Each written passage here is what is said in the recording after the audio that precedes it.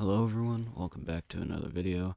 I wanted to record this because I just figured out a problem that was very confusing and I wanted to celebrate by making a video. So, in the game, there was an issue that was being caused when you were fighting a computer where sometimes the your hits would not be detected against the opponent, which, is kind of an issue when playing a fighting game. And this wasn't making a lot of sense because my hit detection code, everything works. You register the hit, you transfer the information, and you set the opponent to hit stun.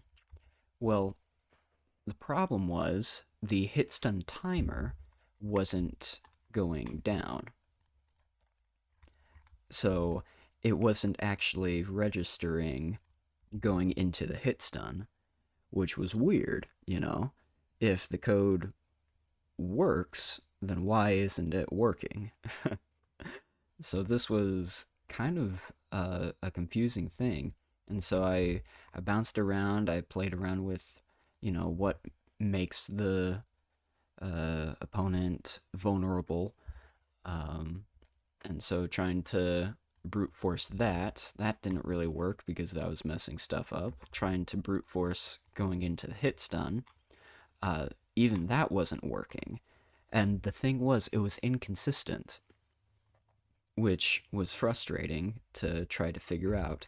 So I got my game controller out and I started checking the hit stun timer, the vulnerable state, and the player state to see, gain information. And what I found was down here, looking at down here, the player state, in this case it's CPU normal, the hit stun timer is 0, the vulnerable state is 1.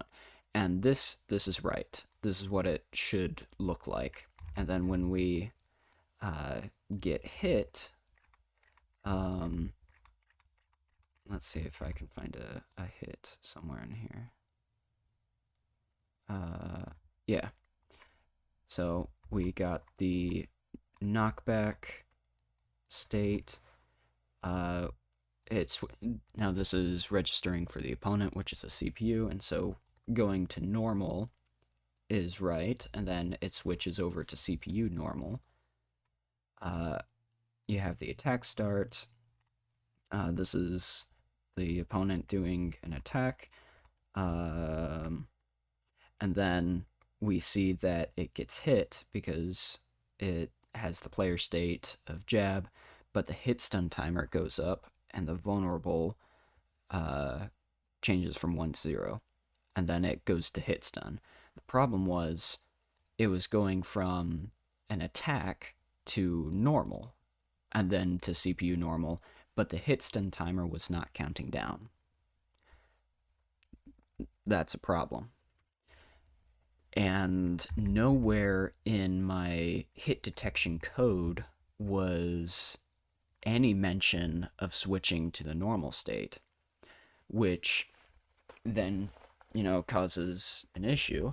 But I found that linking the attack sprites to each one of these is a step, and so I was able to kind of count how many sprites there were in an attack, match them up to how long the player state was in an attack, and it led me to the animation end where it says if attacking equals 1, this is the fix, but if attacking equals 1, then player state equals normal.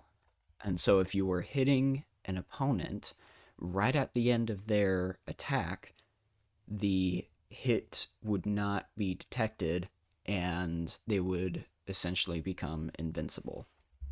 And so the fix is this. This is this is it. This is all that it requires. It's just checking to see if the hit stun timer doesn't have anything.